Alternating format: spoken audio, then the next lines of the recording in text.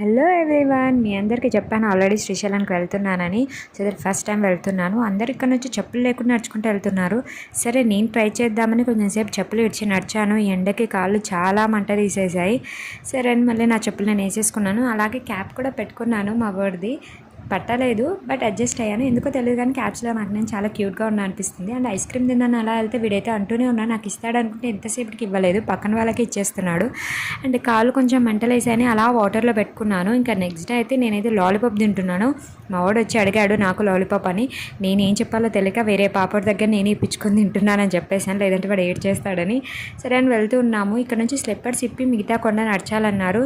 నాకైతే అర్థమైపోయింది నేను ఇంకా అసలు ముందుకు కూడా వెళ్ళను స్లిప్పర్స్ లేకుంటే అని. అండ్ నెక్స్ట్ ఇక్కడ చూస్తే చుట్టూరు కొండలు, మేమైతే మధ్యలో ఉన్నామనిపించింది. ఈ అటకేశ్వర టెంపుల్ నుంచి డైరెక్ట్ బస్సెస్ ఉన్నాయి. మా అమ్మ లెగ్స్ పైన అయితే ఇక్కడ నుంచి వెళ్ళిపో బస్ కనింది. ఇంతవరకు నడిచింది బస్కి వెళ్ళడానికి కాదు కదండి, సో దట్ నడుచుకుంటూనే వెళ్ళిపోయాను.